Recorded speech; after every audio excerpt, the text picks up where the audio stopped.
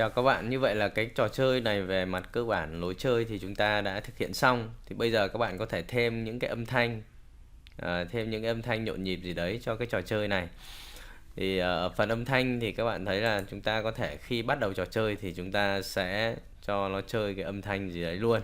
Hoặc là khi nà chuối này nó chạm vào con khỉ thì nó sẽ phát ra cái âm thanh nuốt.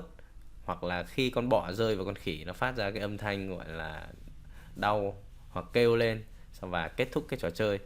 Thì ví dụ như này, về khi con bọ này đâm vào con khỉ đây, khi mà con bọ, nếu như là con bọ đâm vào con khỉ nhá, thì nó sẽ phát ra âm thanh đó. Ở đây mình có thể xử lý bên con khỉ hoặc xử lý bên con bọ đều được. Đây đây chúng ta sẽ phát ra cái âm thanh ở đây. Ví dụ chúng ta vào sound đấy thì chúng ta sẽ phát ra âm thanh gì đấy. Ở đây chúng ta kiểm tra cái phần âm thanh này. Đây, âm thanh hiện tại đây. Đấy, mình có thể thêm các cái âm thanh khác vào. Đây, mình có thể chọn một cái âm thanh gì đấy. Animal này.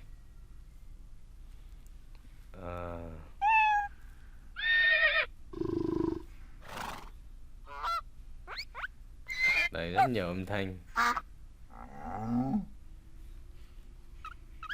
Voi này.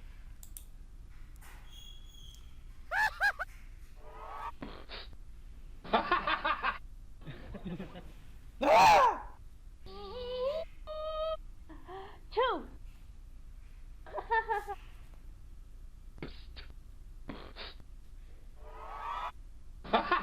Tiếng cười đi, chúng ta sẽ sử dụng cái tiếng cười này.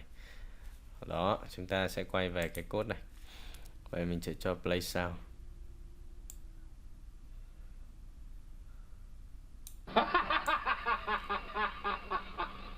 Đấy. Laugh. Rồi bây giờ mình sẽ thử chạy khi mà cho chạm vào con bọ. Máy nó đang bị hơi chậm một chút rồi. Đó, các bạn thấy không?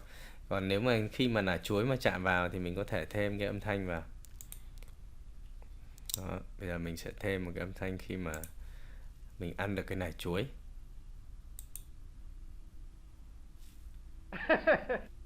Hoặc mình sử dụng chính cái âm thanh của con khỉ luôn đi. Rồi chúng ta vào code này, chúng ta play sound. Đây. Chop. Rồi mình sẽ chạy thử. Đấy. Ăn.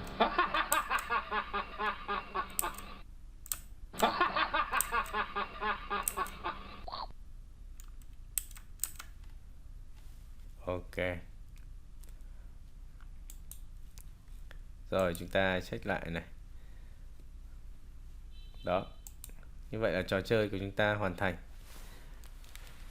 Chúng ta có thể thêm âm thanh, các cái vấn đề khác nữa các bạn có thể tự tìm hiểu thêm nhé. Sau khi các bạn hoàn thành xong ấy thì chúng ta có thể chia sẻ cái dự án của chúng ta lên trên mạng để mọi người cùng xem. Thì chúng ta kích vào nút share này, ta kích vào đây.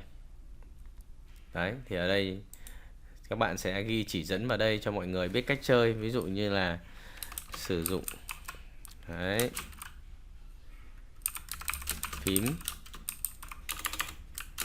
trái phải để di chuyển con khỉ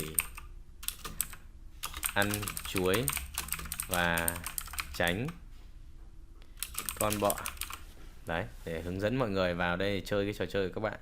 Phần bên dưới này là phần hướng dẫn mọi người là để mọi người có thể sử dụng project của bạn, bổ sung thêm các chức năng khác để cho cái trò chơi của các bạn nó hấp dẫn hơn.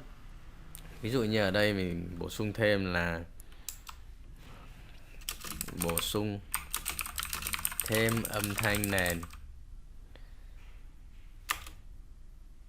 Đấy, cho trò chơi thêm sống động. Đấy, ví dụ mình ghi như thế.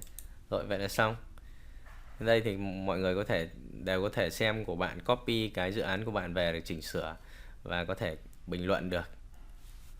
Đơn giản như vậy. Ok, như vậy là toàn bộ cái khóa học Scratch mình dừng lại ở đây.